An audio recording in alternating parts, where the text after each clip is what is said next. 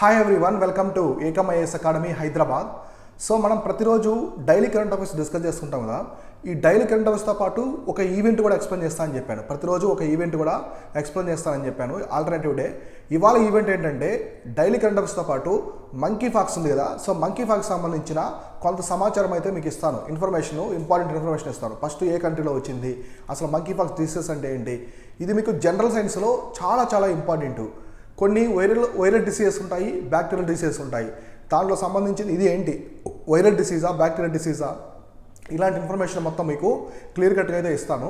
So దీంతోపాటు daily current అఫైర్స్లో కూడా చాలా మంచి కరెంట్ అఫైర్స్ ఉన్నాయి. ఇవాళ వాటి గురించి కూడా అయితే ఎక్స్ప్లెయిన్ చేస్తాను. క్లియర్ కట్గా మనం వాటి గురించి ఏమి ఉన్నాయో నీట్గా చూసుకుందాం. సో ఈ డైలీ కరెంట్ అఫైర్స్ మీరు ప్రతిరోజు ఫాలో అవుతూ ఉండండి. ఎందుకంటే నేను డిఫరెంట్ సబ్జెక్ట్స్ నుంచి తీసుకుంటాను. డిఫరెంట్ సబ్జెక్ట్స్ అంటే పాలిటీ, ఎకానమీ, ఈ subject science and technology, international relations, economy నుంచి కావచ్చు, ఎన్విరాన్మెంటు. సో ఇవన్నీ తీసుకుని ఎగ్జామినేషన్కి ఏవైతే బాగా ఇంపార్టెంటో అవి మాత్రం పిక్ చేసి మీకు ఇస్తూ ఉంటాను అనమాట. సో కాబట్టి ఇవి చాలా చాలా క్రూషియల్ రోల్ అనేది ప్లే చేస్తాయి ప్రిలిమ్స్, యూపీఎస్సీ ప్రిలిమ్స్ పర్స్పెక్టివ్లో అండ్ స్టేట్ పీసెస్ అండ్ అదర్ గవర్నమెంట్ ఎగ్జామినేషన్స్లో.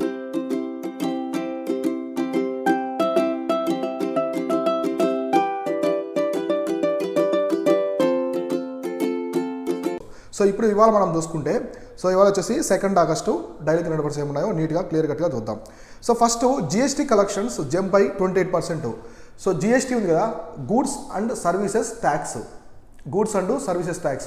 సో దానికి సంబంధించి చూస్తే దాని యొక్క కలెక్షన్స్ అనేవి 28% అయితే పెరిగాయని చెప్తున్నారు. 28% పెరిగాయని చెప్తున్నారు టు 1.49 lakh crore అనమాట. సో మొత్తం an imports. So 1.49 lakh crore on imports మీద వచ్చాయని చెప్తున్నారు. సో చూస్తే ఇక్కడ డేటా చూద్దాం నీట్గా. The goods and services tax yielded 1,48,995 crore in revenue during the July. So జూలైలో ఇంత వచ్చింది. The second highest monthly collection since the last of the launch of the GST regime and the highest in the 3 months. So ఇది second highest month అనమాట. ఇంత collection రావడం అనేది second highest month. అలానే ఇది వచ్చేసి లాస్ట్ 3 monthsలో వచ్చేసి హైయెస్ట్ అనమాట. మనకి హైయెస్ట్ ఇన్ 3 months అనమాట. లాస్ట్ 3 monthsలో హైయెస్ట్ ఇదే అనమాట. సో నీట్గా చూసుకోవాలి మొత్తం వచ్చేసి. ఇంకా July's GST kitty is 28% higher than the year earlier. So driven by the 40% surge in the revenue on imports of goods. So మనం ఇంపోర్ట్ చేసుకునే గూడ్స్ ఉంటాయి కదా, గూడ్స్ మీద జిఎస్టీ చూసుకుంటే ఇంపోర్టెడ్ గూడ్స్ మీద జిఎస్టీ అనేది 28% పెరిగిందనమాట. 28% అనేది పెరిగింది. సో లాస్ట్ ఇయర్తో పోల్చుకున్నా కూడా higher than the earlier year. So అలానే 48% సర్జు అంటే 48% ఒక్కసారిగా జంప్ అయిందనమాట దాని నుంచి కంపేర్ చేసుకుంటే. సో నెక్స్ట్ ఇంకా while revenue from the domestic transactions including import of services was 22% higher than the. So domestic services ఉంటాయి కదా, డొమెస్టిక్గా ఇప్పుడు ఒక స్టేట్ నుంచి ఇంకో స్టేట్కి ఎక్స్పోర్ట్ ఇంపోర్ట్ జరుగుతూ ఉంటాయి. ఇంపోర్ట్స్ ఇట్లాంటివి ఇప్పుడు గుజరాత్ నుంచి మనం కారు కొన్నాము, సో యూపీ నుంచి బైక్ కొన్నాం అనుకోండి, దాని మీద జిఎస్టీ పడుతూ ఉంటుంది. ఎందుకంటే GST is not a source tax, ఇది డెస్టినేషన్ బేస్డ్ ట్యాక్స్. జిఎస్టీ అనేది ఇండైరెక్ట్ ట్యాక్స్, అలానే డెస్టినేషన్ బేస్డ్ ట్యాక్స్. డెస్టినేషన్ దగ్గర దాని ట్యాక్స్ అయితే పడుతుందన్నమాట. సో అట్లా. సో నెక్స్ట్ హైయర్ ఎక్కువగా ఉందని చెప్తున్నారు. సో ఇంపోర్ట్ డొమెస్టిక్ కూడా 22%, డొమెస్టిక్లో కూడా 22% అనేది ఎక్కువగా ఉందని చెప్తున్నారు.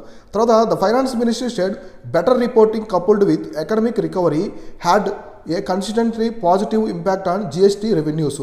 సో జిఎస్టీ రెవెన్యూస్ మీద కూడా మంచి పాజిటివ్ ఇంపాక్ట్ అయితే ఉందని చెప్పేసి ఫైనాన్స్ మినిస్ట్రీ చెప్తుంది. సో నేను జిఎస్టీ కౌన్సిల్ సంబంధించిన information, goods and services tax సంబంధించింది ఈచ్ అండ్ ఎవ్రీథింగ్ ప్రతి ఒక్కరు కూడా మన ప్రీవియస్ డైలీ కరెంట్ అవర్స్లో చాలా నీట్గా ఎక్స్ప్లెయిన్ చేశాను. అది చూడండి, ప్రతి ఒక్కరు కూడా చూసారంటే మీకు నీట్గా అర్థమవుతాయి పాయింట్స్ అన్నీ. జిఎస్టీ కౌన్సిల్ అంటే ఏంటి, గూడ్స్ అండ్ సర్వీసెస్ ట్యాక్స్ అంటే ఏంటి, దీనికి మధ్య డిఫరెన్సెస్ ఏముంది, జిఎస్టీ కౌన్సిల్ని చైర్పర్సన్ ఎవరుంటారు, ఎక్సెప్షన్ చైర్మన్ ఎవరుంటారు, అందులో ఎవరెవరు మెంబర్స్ ఉంటారు, ఇది కాన్స్టిట్యూషనల్ బాడీనా స్టాట్యుటరీ బాడీనా, ఈచ్ అండ్ ఎవ్రీ పాయింట్ ప్రతి ఒక్కటి చాలా క్లారిటీగా మీకైతే ఇచ్చాను ప్రీవియస్ కరెంట్ అఫైర్స్లో. సో తర్వాత which were 30% higher in the April July period than the year earlier. ఈ జిఎస్టీ రెవెన్యూస్ అనేది టోటల్గా చూసుకుంటే లాస్ట్ ఇయర్ కంటే కూడా 35% అనేది ఎక్కువగా ఉన్నాయని చెప్తున్నారు. సో ఇంకా చూస్తే the revenues display very high buoyancy and are clear impact of various measures taken by the GST council to improve complaints. So tax buoyancy. So buoyancy అంటే మీకు తెలుసు కదా, సో బేసిక్ టర్మ్ అనమాట. అంటే ట్యాక్స్ మనకి రెవెన్యూస్కి so కట్టే వాళ్ళకి మధ్య డిఫరెన్సెస్ ఇట్లాంటివి చూస్తుంటారు కదా, సో అట్లా ఆ ప్రాసెస్ కావచ్చు. సో నెక్స్ట్ క్లియర్ ఇంపాక్ట్, అంటే ఇప్పుడు జిఎస్టీ రావాల్సింది ఎంత ఉంది, వచ్చింది ఎంత ఉంది, దాని మధ్య తేడాన్ని చూస్తారు, ఇట్లాంటి ట్యాక్స్ బ్యాలెన్స్ చూస్తారు. తర్వాత క్లియర్ ఇంపాక్ట్, సో జిఎస్టీ అనేది ఎంత ఇంపాక్ట్ చూపిస్తుంది, సో మనకి జీవన విధానం మీద, సో తర్వాత ఎంత రెవెన్యూ వస్తుంది, దానివల్ల మన ఆర్థిక వ్యవస్థ ఎంత బలపడుతుంది, ఇవన్నీ కూడా చూస్తున్నారు నీట్గా. తర్వాత for 5 months in year monthly GST revenues have been more than 1.4 lakh crore showing a steady increase in every month. So ఇలా ఇంక్రీజ్ ప్రతి మంత్ అయితే ఇంక్రీజ్ అవుతూ పోతుంది, జిఎస్టీ అనేది ఇంక్రీజ్ అవుతూ పోతుంది ప్రతి మంత్, ఎవ్రీ మంత్ ఇంక్రీజ్ అవుతూ పోతూ ఉంది. ఎందుకంటే కొన్ని గూడ్స్ మీద జిఎస్టీ పెంచారు, కొన్నిటి మీద తగ్గించారు, కొన్నిటి మీద పెంచారు. సో పెంచడం వల్ల రెవెన్యూ ఆటోమేటిక్గా పెరుగుతుందన్నమాట. సో అదొక ఇంపాక్ట్ ఉంది. తర్వాత revenue includes central GST. So central GST వచ్చేసి ఇక్కడ సిజిఎస్టీ. సో సెంట్రల్ జిఎస్టీ వచ్చేసి సో మొత్తం 25. సో 25,751 అంటే 25,751 crores సెంట్రల్ జిఎస్టీ అనేది ఉందని చెప్తున్నారు. అలానే స్టేట్ జిఎస్టీ ఎస్జిఎస్టీ ఉంది, అంటే స్టేట్ జిఎస్టీ వచ్చేసి ఎంత ఉందంట, సో 32,870 crores అనమాట, ఎంత ఉందని చెప్తున్నారు. తర్వాత ఇంటిగ్రేటెడ్ జిఎస్టీ ఐజిఎస్టీ ఉంది కదా, సో ఐజిఎస్టీ అనేది 79,558 crore. సో ఈ విధంగా ఉందన్నమాట. ఇక్కడ ఈ విధంగా రెవెన్యూస్ అనేది వస్తున్నాయి, రెవెన్యూస్ సెంట్రల్ గవర్నమెంట్కి రెవెన్యూస్ అనేది ఈ విధంగా వస్తున్నాయని చెప్తున్నారు. ఇక్కడ ఇంకా చూసుకుంటే including the so import of goods అనమాట, మొత్తం ఇంపోర్ట్స్ గూడ్స్ చూసుకుంటే ఇంపోర్ట్ గూడ్స్ మొత్తం 41,420 crores అనమాట. ఇంత ఇంపోర్ట్ గూడ్స్ యొక్క వాల్యూ ఉంది. సో ఈ విధంగా ఇక్కడ చూడండి, సిజిఎస్టీ అంటే సెంట్రల్ గవర్నమెంట్ లెవీలు, స్టేట్ జిఎస్టీ తెలుసు మీకు ఆల్రెడీ చెప్పాను. ఈ ఐజిఎస్టీ అంటే ఏంటి, ఐజిఎస్టీ అంటే ఇంట్రా స్టేట్లో జరిగేటువంటి ట్యాక్స్ రేట్ అనమాట. ఇది జిఎస్టీ లా కాదు, ఒక ట్యాక్స్ అనమాట, some of the tax form between the state, అంటే ఇంట్రా స్టేట్ జరుగుతుంది కదా, సో ఆ విధంగా అనమాట. ఇంటర్ స్టేట్ జరిగేటప్పుడు జిఎస్టీనే పడుతుంది. ఇట్లా ఈ విధంగా మనకి జిఎస్టీ ఈ విధంగా ఉంటాయి. మొత్తం జిఎస్టీలు అయితే ఓవరాల్గా చూసుకుంటే మనకి ఎక్కువ పెరుగుతుంది అనమాట, రెవెన్యూ అనేది పెరుగుతుందని చెప్తున్నారు. సో నెక్స్ట్ ఇక్కడ చూడండి, India's goods and service tax collections so increase to 1.49 lakh crore in July, the second highest ever for 12 consecutive months. The GST collections crossed to 1 lakh crore mark. So last 12 months నుంచి చూసుకుంటే GST అనేది 1 lakh crore అనేది దాటి, mark అనేది దాటి ముందుకెళ్ళిందని చెప్తున్నారు. So ఇదంతా వచ్చేసి గ్రాఫ్ అనమాట. సో ఇట్లాంటి పాయింట్స్, ఇట్లాంటి పాయింట్స్ మీరు మెయిన్స్ ఆన్సర్ షీట్లో రాశారంటే చాలా బాగుంటాయి. నెంబర్స్ అనేవి మీరు అకార్డింగ్ టు ఫైనాన్స్ మినిస్టర్ పెట్టి వాళ్ళు ఇచ్చిన జిఎస్టీ, ఈ సెంట్రల్ జిఎస్టీ ఎంత ఉంది, స్టేట్ జిఎస్టీ ఎంత వచ్చింది, తర్వాత ఐజిఎస్టీ ఎంత వచ్చింది, ఎంత పర్సెంటేజ్ పెరిగింది, ఇట్లాంటి నంబర్స్ అకాడమీ పేపర్లో మీరు యూజ్ చేస్తారంటే మెయిన్స్లో చాలా బ్యూటిఫుల్గా ఉంటుంది, మంచి మార్క్స్ కూడా మీరు గెయిన్ అవుతారు. సో అట్లా. సో నెక్స్ట్ చూసుకుంటే Chennai's. So Chennai's second airport at the Parandur. So పరందర్లో చెన్నై యొక్క రెండో ఎయిర్పోర్ట్, సెకండ్ ఎయిర్పోర్ట్ అనేది పెడుతున్నారు అనమాట చెన్నై సిటీలో. మామూలుగా మనకి చెన్నై సిటీలో ఒక ఎయిర్పోర్ట్ ఉంటుంది. సో చెన్నై సిటీలోనే మనకి తాంబ్రం దగ్గర ఎయిర్పోర్ట్ అనేది ఉంటుంది. తాంబ్రం అనేది ఒక ఏరియా అనమాట, అక్కడ ఎయిర్పోర్ట్ ఉంటుంది చెన్నైలో. So after 2 decades the site for Chennai's second airport has been finalised at the Parandur. Important. So Parandur, so location అనేది అడిగేదానికి ఛాన్స్ ఉందన్నమాట. సో పరందూర్ అనేది చెన్నైలో ఉంటుంది. ఇది సెకండ్ ఎయిర్పోర్ట్ లొకేషన్గా వచ్చేసి సెకండ్ ఎయిర్పోర్టు సైట్ అనమాట. ఇది చెన్నైలో వచ్చేసి సెకండ్ ఎయిర్పోర్టు చెన్నై. సో ఈ విధంగా అయితే చూజ్ చేస్తారు. దీన్ని అడుగుతారు, ప్లేస్ పరందూర్ అనేది Parandur is located in which of the following state అని అడిగినప్పుడు దాని గురించి మీరు క్లియర్గా గుర్తుపెట్టుకుని ఉండాలి. అంటే in response to question raised by the Rajya Sabha MP from Tamil Nadu. So Tamil Nadu Kanimozhi. So NVN Somu, Minister of Statistics for the Civil Aviation, V.K. Singh said that Tamil Nadu government shortlisted Parandur. So Parandur has site for the second airport for Chennai. So ఈ విధంగా next మీ స్టేట్లలో, మీది తెలంగాణ అయితే తెలంగాణ, కర్ణాటక అయినా Karnataka, are Andhra Pradesh అయినా, మీ స్టేట్లో ఎక్కడెక్కడ airports ఉన్నాయి, ఎక్కడెక్కడ ఎయిర్పోర్ట్ సైట్స్ అనేవి అలకేట్ చేశారు, నీట్గా ఈచ్ అండ్ ఎవ్రీథింగ్ ప్రతి ఒక్కరు కూడా క్లియర్ కట్గా చూసుకోండి. Airport sites important. ఆంధ్రప్రదేశ్లో కొన్ని కొత్త ఎయిర్పోర్ట్స్ చేస్తున్నారు, అలానే తెలంగాణలో కూడా కొన్ని కొత్త ఎయిర్పోర్ట్స్ సైట్స్ అయితే చూస్ చేస్తారు కాబట్టి అవన్నీ కూడా క్లియర్ కట్గా చూసుకోండి. సో పరందూర్ అయితే second airport site which is located in Chennai in the state of the Tamil Nadu. So place వచ్చేసి పరందూర్, ఇది గుర్తుపెట్టుకోండి. పరందూర్ అనేది తమిళనాడులో ఉంటుంది. ఇది సెకండ్ ఎయిర్పోర్ట్గా చూస్ చేశారు. ఇది ఒక పాయింట్. సో నెక్స్ట్ చూసుకుంటే సెంటర్, ఇక్కడ ఈ పాయింట్ చూద్దాం మనం.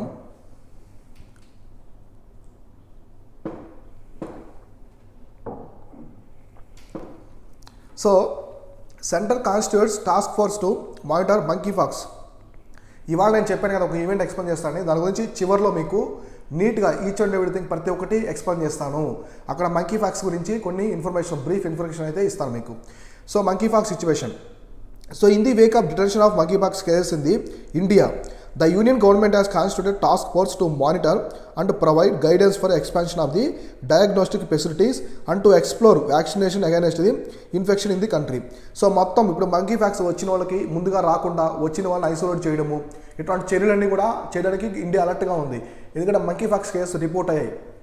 ఫస్ట్ మంకీ ఫ్యాక్స్ కేసు ఎక్కడ రిపోర్ట్ అయింది ఇండియాలో? సో ఎక్కడ రిపోర్ట్ అయింది చెప్పాను కదా నేను ఆల్రెడీ మీకు, అయినా మర్చిపోతారు మీరు. కేరళలో ఫస్ట్ కేసు అయితే రిపోర్ట్ అయింది అనమాట. ఫస్ట్ కేసు రిపోర్ట్ అయింది. సో ఇట్లా తర్వాత the decision was taken during the meeting attended by the senior officials recently. Okay, ఈ టీంలో ఎవరెవరు ఉన్నారంటే మనకి వీకే పాల్, సో తర్వాత member of the health, so next NITI Aayog. So India has reported six confirmed cases of monkeypox so far 4 in Kerala, 2 in Delhi. So మొత్తం 6 cases వచ్చాయండి ఇప్పటి వరకు. 6 కేసెస్ వస్తే దీంట్లో 4 వచ్చేసి ఒక కేరళలోనే వచ్చాయి, 4 వచ్చేసి కేరళలోనే వచ్చాయి అనమాట.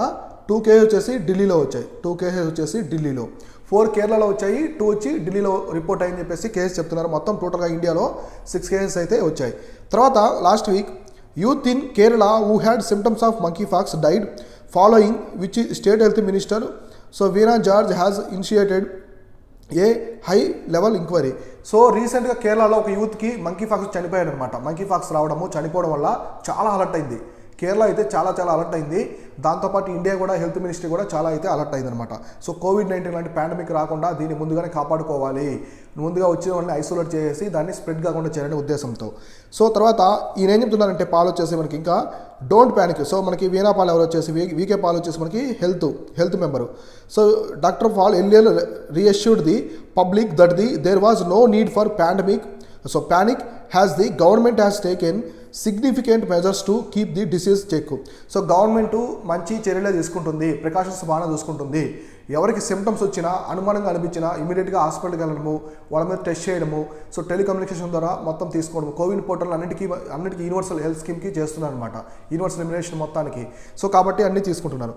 తర్వాత according to World Health Organization WHO, more than 18,000 cases have been reported from 78 countries. So ఇప్పటివరకు మొత్తం చూసుకుంటే 18,000 కేసులు వచ్చాయి. ప్రపంచం మొత్తం మీద 18,000 కేసెస్ అనేవి వచ్చాయన్నమాట మంకీ పాక్స్ కేసెస్. మొత్తం ఎన్ని కంట్రీస్లో అంటే 78 కంట్రీస్లో మొత్తం 18,000 కేసెస్ అయితే ఉన్నాయి. ఇందులో ఇండియాలో ఓన్లీ 6 ఉన్నాయన్నమాట. 6 వరకు వచ్చాయి. ఇక్కడ నుంచి రాకుండా కాపాడుకోవాలి అనే ఉద్దేశంతో WHO కూడా ఇండియా మీద ఫోకస్ చేస్తుంది. ఎందుకంటే మనకి జనాభా ఎక్కువ. సో జనాభా ఎక్కువ, కొంచెం వచ్చేసి క్లమ్జీగా ఉంటుంది. అంటే మనకి బాగా ఎక్కువ జనసాంద్రత ఎక్కువ ఉంటారు. సో జనాలు కలుస్తూ ఉంటారు కాబట్టి ఈ జబ్బు అనేది వ్యాపించకుండా చర్యలు తీసుకోవాలని చెప్పేసి WHO కూడా ఇండియాకి అయితే చెప్పడం జరిగింది. తర్వాత the monkey pox out break can be stop if countries communities and the individuals inform themselves. So మీకు ఎవరికైనా అనుమానం కనిపించినా, సో మీకు స్కిన్ అనేది ర్యాషెస్లా అనిపించినా, సో ఏమైనా చిన్న వస్తుంటాయి కదా, కురుపులు టైప్ వస్తుంటాయి కదా, అట్లాంటివి ఉన్నా సో ఇమీడియట్గా స్మాల్ పాక్స్ కూడా ఉంటుంది అన్నమాట. స్మాల్ పాక్స్ ఉంటుంది, అలానే మంకీ పాక్స్ డిఫరెన్స్ ఉంటాయి. సో స్మాల్ పాక్స్ కొంచెం మంకీ పాక్స్ సివియర్గా ఉంటుంది. సో ఇవి చూసుకోవాలి, నీట్గా మీకు చూసుకోవాలి. ఎటువంటి అనుమానం అనిపించినా హాస్పిటల్కి ఇన్ఫార్మ్ చేయండి అని చెప్తున్నారు వీళ్ళు. So to take the risk seriously, to take the steps needed to stop transmission అంటే వ్యాప్తి చెందకుండా, ఒకరి నుంచి ఒకరికి వ్యాప్తి చెందకుండా. And protect vulnerable groups. So vulnerable groups tenders వచ్చేసి మనకి వల్నరబుల్ గ్రూప్స్ ట్రైబల్స్ ఉన్నారు. సో ట్రైబల్స్కి సరిగా అవగాహన ఉండదు. సో ట్రైబల్ గ్రూప్స్, సో ఇండియాలో ట్రైబల్ గ్రూప్స్ చాలామంది ఉంటారు.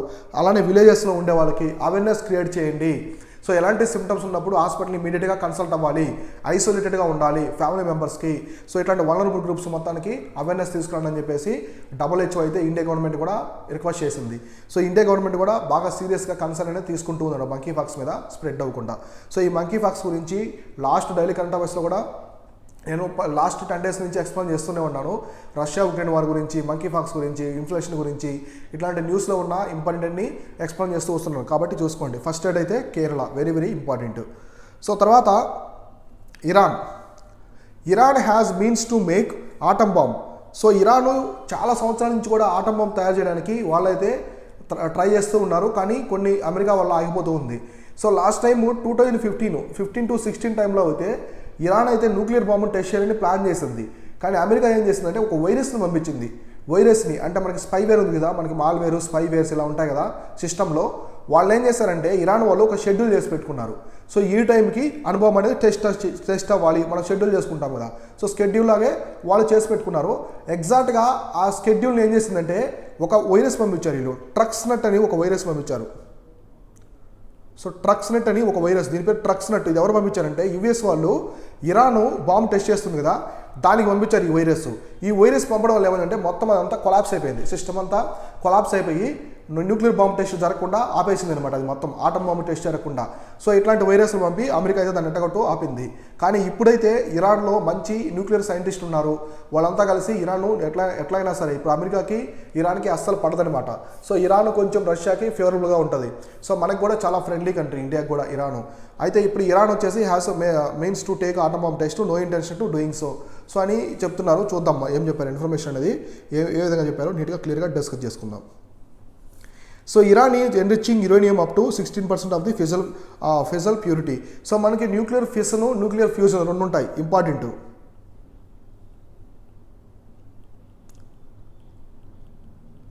న్యూక్లియర్ ఫ్యూజను,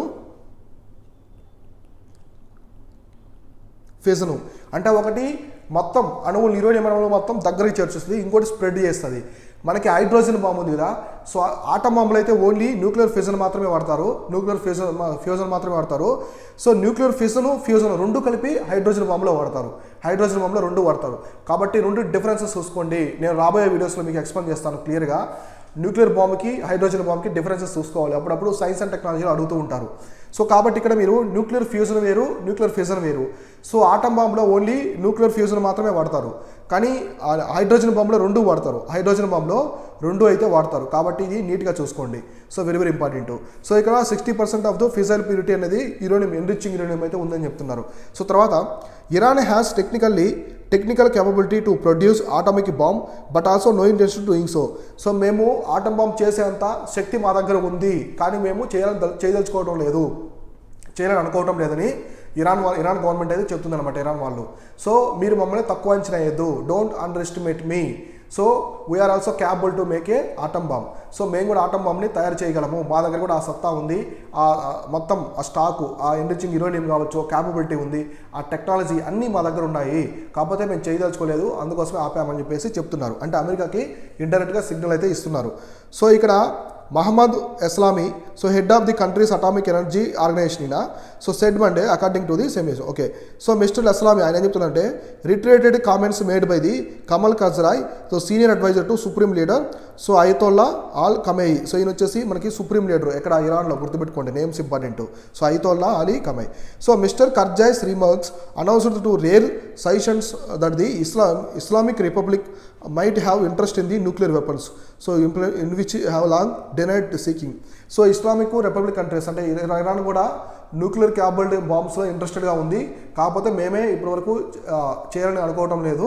సో కాకపోతే ఏదో ఒక రోజు మాత్రం చేసేదానికి కూడా మేము ముందుకు వస్తాము, మా మీద ఎటువంటి సీరియస్ థ్రెట్స్ వచ్చినా మా దగ్గర కూడా న్యూక్లియర్ బాంబ్స్ తయారు చేసే టెక్నాలజీ ఉందని చెప్పేసి సో ఇండైరెక్ట్గా చెప్తున్నారు.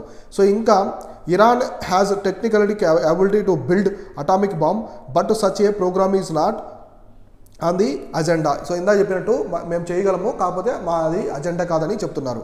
So Iran is already enriching uranium up to 60% of the fissile purity. చూడండి 60% వరకు ఎన్రిచింగ్ యురేనియం ఫిజల్ ప్యూరిటీ అనేది ఉందన్నమాట. So is above cap of the 3.67% set under the Tehran's now tattered 2015 nuclear deal with world powers. So 2015లో Iran అనేది nuclear deal చేసుకున్నది అనమాట, కొన్ని కంట్రీస్తో nuclear deal అయితే చేసుకున్నది. సో అక్కడి నుంచి న్యూక్లియర్ డీల్ చేసుకున్నది కాబట్టి సో అక్కడి నుంచి కూడా ఇరాన్కి కొంచెం ఇరాన్ యొక్క క్యాపిటల్ వచ్చి టెహ్రాన్ కాబట్టి సో టెహ్రాన్కి కొంచెం పవర్ అయితే వచ్చిందని చెప్తున్నారు. So uranium enriched to 90% is suitable for the nuclear bombs. So మామూలుగా యురేనియం ఎన్రిచ్మెంట్ అనేది 90% ఉంటే ఇది పర్ఫెక్ట్గా సూట్ అవుతుంది అనమాట దేనికి, అటామిక్స్ న్యూక్లియర్ బాంబ్స్ అనేది తయారు చేయడానికి. ఇప్పుడు వీళ్ళకి 60% వరకు ఉంది, ఇంకా జస్ట్ దగ్గరలోనే ఉన్నామనేసి చెప్తున్నారు అనమాట. So in 2018 farmer US president Donald Trump ditched the nuclear fact under the which Iran curbed it's uranium enrichment work A potential pathway to nuclear weapons in exchange for relief from the international economic sanctions. So మీరు గమనించుంటే 2018లో 2018లో Donald Trump America అధ్యక్షుడిగా Donald Trump ఉన్నారు. ఆ టైంలో Iran మీద ఆంక్షలు విధించారు, nuclear deal ఇలాంటి violation చేస్తుందని చెప్పేసి ఆంక్షలు విధించారనమాట. సో అప్పుడు ఇరాన్కి మనకి చాలా రిలేషన్స్ ఉన్నాయి, ఇండియాకి అలానే ఇరాన్కి చాలా రిలేషన్స్ అయితే ఉన్నాయి. దానివల్ల ఇండియన్ ఎకనమీ ఏ విధంగా ఇంపాక్ట్ అవుతుందో కూడా అప్పుడు ప్రశ్నలు అయితే అడిగారనమాట మెయిన్స్లో. కాకపోతే అప్పుడు ఏమైందంటే ఆంక్షలు అయితే ఒక మల్టీలేటరల్ ఆంక్షన్స్ అంటే వివిధ అంటే చాలా ఆంక్షలు అనేది విధించాడనమాట డిఫరెంట్గా. అంటే పొలిటికల్ పరంగా కావచ్చు, నెక్స్ట్ మనకి వ్యాపారం పరంగా, సైన్స్ అండ్ టెక్నాలజీ పరంగా, హెల్త్, ఎడ్యుకేషన్ సెక్టర్ అన్నిటి పరంగా ఆంక్షలు అయితే విధించాడు Donald Trump. Section a foreign ministry spokesperson Nazir Karani on Monday said that Iran remains optimistic about the possible revival of the 2015 nuclear deal after EU tabled proposal aiming that the compromise in talks stalled since March. Okay, European యూనియన్తో కూడా మేము మాట్లాడుతూ ఉన్నాము, చర్చలు అనేది జరుగుతూ ఉన్నాయి. So nuclear deal కోసం అనేసి చెప్తున్నారు. సో ఇక్కడ ఓవరాల్గా చెప్తున్నారంటే ఇరాన్ దగ్గర 60% uranium purity, enriching uranium purity ఉంది. జస్ట్ 90%కి వస్తే న్యూక్లియర్ బాంబ్స్ అనేది తయారు చేస్తాము. సో మా దగ్గర టెక్నాలజీ ఉంది, మేము తయారు చేయగలము, డోంట్ అండర్ ఎస్టిమేట్, మమ్మల్ని అండర్ ఎస్టిమేట్ చేయొద్దు, తక్కువ అంచనా వేయొద్దు అని చెప్పేసి ఇరాన్ వాళ్ళైతే ఇక్కడ క్లియర్ కట్గా డిస్కస్ చేస్తూ ఉన్నారు. సో ఇవి వచ్చేసి ఇవాళ డైలీ కరెంట్ అఫైర్స్. ఇప్పుడు మనం మంకీ ఫాక్స్ గురించి నీట్గా ఈచ్ అండ్ ఎవ్రీథింగ్ ప్రతి ఒక్కటి ఇంపార్టెంట్ ఇన్ఫర్మేషన్ ఏముందో క్లియర్ కట్గా మనమైతే ఇక్కడ డిస్కస్ చేద్దాం. సో మంకీ ఫాక్స్ ఏ విధంగా ఉంది నీట్గా అని చూద్దాం.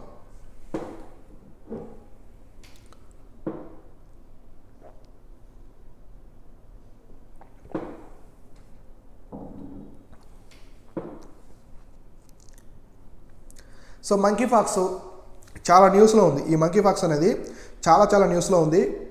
ఇప్పుడు దీని గురించి మీకు బ్రీఫ్గా మంచి ఇన్ఫర్మేషన్ ఇస్తాను. సో మంచి పాయింట్స్, స్క్రాప్ లేకుండా నీట్గా మంచి పాయింట్స్ చూస్ చేశాను. ఈ పాయింట్స్ అయితే మీకు ఇస్తాను, చూడండి. దీని గురించి మంకీ ఫాక్స్ ఇప్పుడు బాగా న్యూస్లో ఉంది కాబట్టి. So monkeypox is a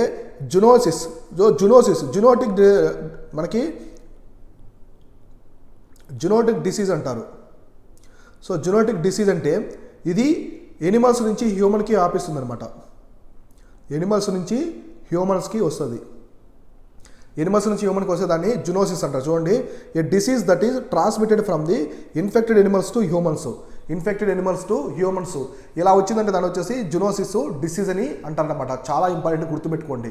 zoonotic diseases అంటే the disease is transmitted from infected animals to the humans. So జంతువుల నుంచి మనుషులకు వచ్చిందంటే దాన్ని జునోసిస్ డిసీజ్ అంటారు. ఏముంటాయి మనకి? సో మంకీ ఫీవర్ కావచ్చు, స్వైన్ ఫ్లూ, ఇవన్నీ కూడా ఇట్లాంటి డిసీజెస్ అనమాట. So example. So next monkeypox virus infection has been detected in squirrels. ఉడతలు. సో ఉడతలు అంటాం కదా, ఉడత ఊచి అంటాం కదా. సో అట్లా మనం పాడుకుంటాం. ఉడతలు ఉంటాయి కదా, స్క్వేరల్స్ ఒకటి. Next Gambian pouched rats. So అక్కడ ర్యాట్స్ ఉంటాయి, ఎలుకలు ఉంటాయి. అంటే ఇక్కడ వచ్చేసి గ్యాంబియన్ అని ఒక ప్రాంతంలో, ఆఫ్రికాలో ఉండే ప్రాంతాల్లో వచ్చేసి ర్యాట్స్ ఉంటాయి.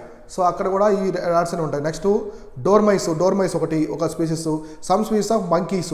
సో మంకీస్లో కూడా ఇది ఉందన్నమాట. Some species of monkeys, dormice. So ఈ విధంగా వీటంటిలో కూడా ఇవి ఇన్ఫెక్ట్ అయిందనమాట. ఈ స్పీసీస్లో ఈ డిసీజ్ అయితే ఇన్ఫెక్ట్ అయింది, ఫస్ట్ రావడం జరిగిందనమాట. సో ఈ విధంగా స్క్వేరల్స్ టెంటిల్లో. సో నెక్స్ట్ కాజ్ ఎలా వస్తుందంటే మంకీ పాక్స్ వైరస్. సో ఇది ఎలా వస్తుందంటే వైరస్ ఉంటుంది, ఇది వైరల్ డిసీజ్, గుర్తుపెట్టుకోండి. సో ఇది ఇక్కడ వైరల్ డిసీజ్. ఇందా చెప్పాను కదా, ఇది బ్యాక్టీరియల్ డిసీజా వైరల్ డిసీజ్ అని వస్తూ ఉంటాయి. సో ఇది వచ్చేసి viral disease. So monkey pox అనేది వైరల్ డిసీజ్. అడుగుతారు వాళ్ళు, which of the following is the viral disease infected by the virus అని అడుగుతారు. కింద ఆప్షన్స్ ఇస్తారు. సో 4 బ్యాక్టీరియా ఇచ్చేసి ఒకటి ఇట్లాంటిదని ఇవ్వచ్చు, లేదా నాట్ ఇచ్చినప్పుడు 3 వైరస్ ఇచ్చేసి ఒకటి బ్యాక్టీరియాదని ఇవ్వచ్చు. సో క్వశ్చన్స్ నెగిటివ్ అడగవచ్చు, పాజిటివ్ టైప్లో కూడా అడగవచ్చు, ఛాన్స్ ఉంటుంది. సో ఈ విధంగా మంకీ పాక్స్ అనేది వైరస్ ద్వారా వస్తుంది. తర్వాత while the natural reservoir of the monkey pox remains unknown. So నిజానికి అసలు ఈ మంకీ పాక్స్ వైరస్ అనేది ఎక్కడి నుంచి వచ్చిందనేది ఇంకా కనిపెట్టలేకపోతున్నారు, మిస్టరీగానే ఉంది. సో ఆఫ్రికన్ రోడెంట్స్ ఉంటాయి కదా, rodents monkeys are suspected to transmission to infection. So ఇవి వచ్చేసి ఆఫ్రికన్ రోడెంట్స్ లేదా మంకీస్ దగ్గర నుంచి ఇదైతే ట్రాన్స్మిట్ అయిందని చేసి మనకి బయాలజిస్టులు, అలానే ఫేమస్ డాక్టర్స్, వీళ్ళుంటారు, హెల్త్ ఎక్స్పర్ట్స్ ఉంటారు కదా, వాళ్ళైతే చెప్తున్నారు. ఇప్పుడు మనకి కోవిడ్-19 ఉంది కదా. సో కోవిడ్-19 ఎక్కడి నుంచి వచ్చినది? ఇప్పటికి వుహాన్ ల్యాబ్లో నుంచి బయటకు వచ్చిందని అంటున్నారు. సో ఇప్పటికి ఎలా వచ్చిందో ఎవరికి తెలియదు అనమాట. సో అది మిస్టరీగానే మిగిలిపోయింది. సో చైనా కూడా WHO టీంని అంతగా వాళ్ళకి కోఆపరేట్ చేయలేదు. వాళ్ళు WHO టీము రీసెర్చ్ చేయడానికి చైనాకి వెళ్ళారు, కానీ వాళ్ళకంతా కోఆపరేషన్ అయితే వీళ్ళు చేయలేదు, చైనీస్ గవర్నమెంట్ చేయలేదన్నమాట. సో ఇక్కడ ఇది ఆఫ్రికన్ రోడెంట్స్ లేదా మంకీస్ ద్వారా వచ్చిందని జస్ట్ ఒక ప్రిడిక్షన్ మాత్రమే అయితే పెట్టుకున్నారు హెల్త్ ఎక్స్పర్ట్స్. సో ఇక్కడ ఇది జెనెటిక్ డిసీజెస్ గుర్తుపెట్టుకోండి. ఇది squirrels, Gambian pouched rats, dormice, some species of the monkeys నుంచి వచ్చిందని అనుకుంటున్నారు. సో మోస్ట్లీ ఇది ఎక్కడి నుంచి వచ్చిందని తెలియదు. ఇది viral disease, monkey pox virus ద్వారా వచ్చింది. ఆఫ్రికన్ రోడెంట్స్ మంకీస్ నుంచి వచ్చి ఉండొచ్చు అని ఒక అభిప్రాయం అయితే ఉందన్నమాట హెల్త్ ఎక్స్పర్ట్స్లో ఇది. సో నెక్స్ట్ పాయింట్స్ ఏమన్నాయంటే అక్కరెన్స్ ఎలా అంటే according to WHO, so the cases occur close to the tropical rain forest inhabited by animals that carry the virus. So tropical rain forest ఉండే ప్రాంతంలోనే ఇది వ్యాపించిందని చెప్తున్నారు. అంటే ట్రోపికల్ రెయిన్ ఫారెస్ట్లో ఉండే ఎనిమల్స్ ఉంటాయి కదా, అక్కడి నుంచే ఇది వచ్చిందని చెప్తున్నారు. ఎందుకంటే ఈ డిసీజ్ ఫస్ట్ వచ్చింది కూడా ఈ ప్రాంతంలోనే, ఈ రీజన్లోనే. అంటే ట్రోపికల్ ఫారెస్ట్ ఉండే మనకి ఉష్ణమండల వర్షాలు అడవులు ఉంటాయి కదా, సో అక్కడ వచ్చిందని చెప్తున్నారు అనమాట ఉష్ణమండలం. సో ఈ ప్రాంతంలోనే ఈ డిసీజ్ అనేది వచ్చింది అంటే ఖచ్చితంగా ఆ ట్రోపికల్ ఫారెస్ట్లో ఉండే ఎనిమల్స్ ద్వారా ఇది స్ప్రెడ్ అయిందని చెప్తున్నారు. సో తర్వాత according to WHO, 2 distinct clades are identified, the west African clade and Congo basin clade. So ఈ క్లాడో అనేవి 2 distinct క్లాడ్స్ అనేది ఉన్నాయన్నమాట. సో ఇక్కడ ఒకటి వచ్చేసి వెస్ట్ ఆఫ్రికన్ క్లాడో, నెక్స్ట్ వచ్చేసి కాంగో బేసిన్ క్లాడో. ఈ బేసిన్లోనే ఇవి వచ్చి ఉన్నాయి, వెస్ట్ ఆఫ్రికన్ ఒకటి, కాంగో బేసిన్లోనే ఈ క్లాడ్స్ అనేవి వచ్చి మంకీ పాక్స్ అనేది స్ప్రెడ్ అయింది అనేసి చెప్తున్నారు అనమాట ఈ ప్రాంతంలో. అంటే ఇందాక రెండు స్పీసీస్ అనుకున్నారు, ఏమనుకున్నారు, ఒకటి ఆఫ్రికన్ రోడెంట్స్ అనుకున్నారు, నెక్స్ట్ ఇంకోటి వచ్చేసి మంకీస్ అనుకున్నారు. ఇప్పుడు అట్లనే క్లాడ్ కూడా వెస్ట్ ఆఫ్రికన్ క్లాడ్ ఒకటి, కాంగో క్లాడ్ అనేది ఒకటి చెప్తున్నారు. సో ట్రాన్స్మిషన్ ఎలా వ్యాప్తి చెందుతుంది అంటే transmission can occur through contact with the bodily fluids మన బాడీ నుంచి వచ్చే ద్రవాలు ఉంటాయి కదా, వాటి ద్వారా కూడా స్ప్రెడ్ అవుతుంది. So lesions on the skin or internal muscular surfaces. So next మనకి స్కిన్ మీద ఎలాంటి ఇచ్చి ఫీలింగ్స్ రావడము ఇట్లా వచ్చినప్పుడు కూడా సో కంప్లీట్గా వచ్చేసి ఈ డిసీజ్ వ్యాప్తి చెందుతుంది. Such in the mouth of the throat, respiratory droplets, so contaminated objects. So మనం తుమ్మినప్పుడు తుంపర్లు పడుతుంటాయి కదా, వాటి ద్వారా కూడా ఇది స్ప్రెడ్ అవుతుంది. అలానే మౌత్ ఆర్ థ్రోట్, సో మన నోటి నుంచి, సో ముక్కు నుంచి, నోటి నుంచి, అలానే తర్వాత డ్రాప్లెట్స్, అంటే మనం తుమ్మినప్పుడు ఇట్లాంటి డ్రాప్లెట్స్ వస్తుంటాయి కదా, ఆ డ్రాప్లెట్స్ ద్వారా కూడా ఈ డిసీజ్ అనేది వస్తుందనేసి చెప్తున్నారు అనమాట. సో ఇప్పుడు మనం ఎదుటి వ్యక్తి ఉంది, ఒక పర్సన్ వచ్చేసి తుమ్మినప్పుడు సో తుంపర్లు వచ్చేసి తన స్కిన్ మీద పడ్డాయనుకోండి, ఆ డిసీజ్ అనేది కూడా స్ప్రెడ్ అయ్యడానికి ఉంటుంది. ఆ డిసీజ్ వచ్చేసి మనకి నోటి దగ్గర, ముక్కు దగ్గర పడ్డప్పుడు ఆ డిసీజ్ మన బాడీలోకి ఇంపాక్ట్ అవుతుంది. సో ఎదురు పర్సన్గా ఉన్నప్పుడు తుమ్మినప్పుడు ఆ తుంపర్లు పడతాయి కదా అప్పుడు. సో అట్లా కూడా సో ఈ విధంగా అయితే ఇది ట్రాన్స్మిషన్ అవుతుందని చెప్తున్నారు. So human to human transmission is limited. So and the longest documented chain of the transmission in 6 generations. So మామూలుగా మనిషి నుంచి మనిషికి చాలా తక్కువగా ఉంది, అంటే మనిషి నుంచి మనిషికి వ్యాప్తి చెందడం చాలా తక్కువ ఉంది. కాకపోతే జంతువుల నుంచి మనిషికి రావడం మాత్రం చాలా వేగంగా అయితే స్ప్రెడ్ అవుతూ ఉంది అని దీని గురించి చెప్తున్నారు. అంటే మనిషి నుంచి మనిషికి లిమిటెడ్గా ఉంది అట్లా. So long documented chain of transmission in 6 generations. So meaning last person to be infected in the chain was 6 links away from the original sick person. అంటే ఒక పర్సన్ నుంచి ఇంకో పర్సన్ పడడానికి 6 generations ఉంటాయన్నమాట. ఇలా కోవిడ్ లాగా మనకి 6 persons ఉంటారు. సో లాస్ట్ పర్సన్ వెళ్ళడానికి చాలా టైం అయితే తీసుకుంటుందని చెప్పేసి చెప్తున్నారు ఈ వైరస్ అనేది. కాబట్టి ట్రాన్స్మిషన్ అయితే ఈ విధంగా జరుగుతుంది. సో ట్రాన్స్మిషన్ సంబంధించి ఇంపార్టెంట్ మెయిన్స్ ఆన్సర్లో కూడా ఇట్లాంటి పాయింట్స్ చాలా కీ రోల్ అయితే ప్లే చేస్తాయి. మీకు మెయిన్స్ ఆన్సర్ షీట్లో ఈ పాయింట్స్ అన్నీ కూడా మెన్షన్ చేశారంటే చాలా మంచి మార్క్స్ అయితే పడతాయన్నమాట. సో అట్లా. సో తర్వాత the infection was first discovered in 1958. So మొట్టమొదటి మంకీ పాక్స్, సో ప్రపంచంలోనే మొట్టమొదటి ఫస్ట్ మంకీ పాక్స్ కేసు వచ్చేసి 1958లో కనుగొన్నారు infection. The following 2 outbreaks of the pox like disease in colonies of the monkeys kept for research which led to name of monkey pox. So మామూలుగా monkeys కలోనీస్ అంటే గుంపులుగా ఉంటాయి, monkeys అనేవి ఉంటాయి కదా. సో ఆ మంకీస్లో కొన్ని మంకీస్ని ల్యాబ్కి తీసుకెళ్ళి టెస్ట్ చేసినప్పుడు ప్రూవ్ అయిందనమాట, ఇది మంకీ పాక్స్ అనేసి ప్రూవ్ అయింది. ఇది ఒకటి important. Next the first human case report అయింది 1970. సో ఇదనమాట first human case. First detect చేసింది మాత్రం డిస్కవర్ చేసింది మంకీస్లో 1958లో, 1958లోనే దీన్ని మంకీస్లో అయితే ఐడెంటిఫై చేశారు. కానీ హ్యూమన్ కేసు వచ్చేసి ఫస్ట్ 1970లో ఎక్కడంటే democratic republic of the Congo. So Congo కంట్రీలో వెరీ ఇంపార్టెంట్, ఈ పాయింట్ గుర్తుపెట్టుకోండి. సో ఫస్ట్ ఏ కంట్రీలో అంటే ఇది democratic republic of the Congo. So ఇది నైజీరియా కూడా ఎండమిక్ డిసీజ్, నైజీరియా కూడా ఎండమిక్ డిసీజ్ అని చెప్పొచ్చు అనమాట. సో ఇక్కడ చూసుకుంటే ద ఫస్ట్ హ్యూమన్ కేసు వచ్చేసి ఈ పాయింట్ చూసుకోండి, ఎక్కడంటే డెమోక్రాటిక్ రిపబ్లిక్ ఆఫ్ కాంగో దేశంలో కనిపెట్టారు. ఎప్పుడంటే 1970లో ఫస్ట్ హ్యూమన్ కేసు కనిపెట్టారు. సో మనిషికి వ్యాపించిన first case. So according to WHO, 15 countries on 4 continents have so far reported the confirmed cases of the monkeypox in humans. So ఇప్పటివరకు మొత్తం 15 కంట్రీస్లోకి ఇదైతే మొత్తం వెళ్ళిందని చెప్తున్నారు. ఇప్పుడు 15 కంట్రీస్ ఉన్నాయా? లేదు. సో ప్రజెంట్ కరెంట్లీ వచ్చేసి, సో ఇది నేను WHO నుంచి తీసుకున్న డేటా. సో ఇక్కడ ప్రజెంట్ వచ్చేసి 17-18 కంట్రీస్లో ఉంది. యూరోప్లో అయితే విపరీతంగా వ్యాపించింది. ఇప్పుడు Switzerland, Germany, France, Spain, so Italy, మనకి ఈ కంట్రీస్ అయితే విపరీతంగా వ్యాపించింది అనమాట. సో ఆఫ్రికా తర్వాత యూరోప్లోనే ఎక్కువగా ఇది మోర్ దెన్ 100% ముందుకు వెళ్ళిపోయింది. సో ఎక్కువ స్ప్రెడ్ అయిపోయింది అనమాట మంకీపాక్స్. మొత్తం 78 కంట్రీస్లో 18,000 కేసెస్ అయితే ఇప్పటికి రిపోర్ట్ అయ్యాయి. 18,000 కేసెస్ రిపోర్ట్ అయ్యాయి అనమాట ఇప్పటివరకు 78 కంట్రీస్లో. సో ఇది వరల్డ్కి సంబంధించింది. అదే ఇండియాలో చూసుకుంటే, ఇండియాలో ఎన్ని వచ్చాయి? ఇండియాలో ఇప్పటివరకు 6 కేసెస్. ఇది వరల్డ్కి సంబంధించిన డేటా. ఇప్పుడు ఇండియాకి సంబంధించిన డేటా చూసుకుంటే మొత్తం 6 కేసెస్. 6 కేసెస్లో 4 వచ్చేసి కేరళ, 2 వచ్చేసి ఢిల్లీ. సో ఇండియాలో 6 కేసెస్ అయితే రావడం జరిగింది. 4 కేసెస్ వచ్చేసి కేరళలో ఉన్నాయి, 2 కేసెస్ వచ్చేసి ఢిల్లీలో ఉన్నాయి. ఇండియాలో ఫస్ట్ కేసు ఎక్కడ వచ్చింది? First case reported in Kerala. So ఎందుకు కేరళలోనే అన్ని డిసీజెస్ వస్తుంటాయని చాలామందికి అనుమానం ఉంది. ఇంతకుముందు కూడా చెప్పాను, కేరళలో మైగ్రెంట్స్ ఎక్కువ ఉంటారు. వెస్ట్ ఏషియా నుంచి, రిమైనింగ్ దేశాల నుంచి ఎక్కువగా అక్కడ ఎయిర్పోర్ట్కి వస్తూ ఉంటారు అనమాట. సో అందువల్ల కాంటాక్ట్ అవుతూ ఉంటారు. కేరళ కావచ్చు, ఢిల్లీ, హైదరాబాద్లో శంషాబాద్, ఇవన్నీ కూడా చాలా బిగ్గెస్ట్ ఎయిర్పోర్ట్. సో మనకి బిగ్గెస్ట్ ఎయిర్పోర్ట్స్ ఇండియాలో కేరళలో ఉండేది. మనకి త్రివేంద్రం దగ్గర కానీ, నెక్స్ట్ ఢిల్లీలో కానీ ఎక్కువ వస్తుంటాయి అన్నమాట డిసీజెస్. శంషాబాద్, హైదరాబాద్లో కూడా ఉండేది చాలా రద్దీగా ఉంటాయి. ఎక్కువ మైగ్రెంట్స్ అనే వాళ్ళు తిరుగుతూ ఉంటారు కాబట్టి కేరళలోనే ఎక్కువ డిసీజెస్ రావడానికి ఇది ఒకటి ఇంపార్టెంట్ అనమాట. సో ఈ విధంగా ఇదంతా కూడా మంకీపాక్స్కి సంబంధించిన ఇన్ఫర్మేషను. సో మంకీపాక్స్ సంబంధించి నీట్గా మీకు బ్రీఫ్గా, అంటే మనకి స్క్రాప్ అంత అవసరం లేకుండా మీకు ఎంతవరకు అవసరమో ఇంపార్టెంట్ నీట్గా ఇచ్చేసాను. ఇక్కడ చూడండి డేటా అంతా మీకు నీట్గా. ఫస్ట్ మంకీపాక్స్ అంటే ఏంటి, ఇది జునోసిక్ డిసీజెస్, వైరల్ డిసీజెస్ అని చెప్పాను. తర్వాత ఇది ఎట్లా వచ్చింది, ఇది అంటే ఏ ఎనిమల్స్ ఇందులో ఉండొచ్చని ప్రిడిక్షన్ ఉంది. సో దాని గురించి ఇచ్చాను. తర్వాత WHO ఏమేమి ఇచ్చింది అంటే మనకి వరల్డ్ హెల్త్ ఆర్గనైజేషన్ దీని గురించి ఇంతకుముందు ఏమేమి చెప్పుంది, ఏం చెప్పారు, ఇది ట్రోపికల్ రెయిన్ ఫారెస్ట్ ప్రాంతంలోనే వచ్చింది అంటే ఆ ఎనిమల్స్ నుంచే వచ్చింది. తర్వాత WHO ఇంకా ఏం చెప్పింది, 2 క్లాడ్స్ ఉంటాయి ఇందులో, వెస్ట్ ఆఫ్రికన్ క్లాడ్ ఒకటి, కాంగో క్లాడ్ ఉంటాయని చెప్పారు. తర్వాత ట్రాన్స్మిషన్ ఎలా వ్యాప్తి చెందుతుందని చెప్తున్నారు. సో వ్యాప్తి ఎలా చెప్తుంది, ఇది జంతువుల నుంచి మనుషులకి అయితే రావడం జరిగింది. కాకపోతే మనుషుల నుంచి మనుషులకి అది స్ప్రెడ్ అవ్వాలంటే ఖచ్చితంగా బాడీ ఫ్లూయిడ్స్ నుంచైనా రావాలి. మౌత్, థ్రోట్, నెక్స్ట్ మనకి రెస్పిరేటరీ తుంపర్లు ఉంటాయి కదా, వాటి యొక్క డ్రాప్లెట్స్ అయినా వస్తుందని చెప్పేసి చెప్తున్నారు. కంటామినేటెడ్ ఆబ్జెక్ట్స్ వల్ల కూడా వస్తుంది.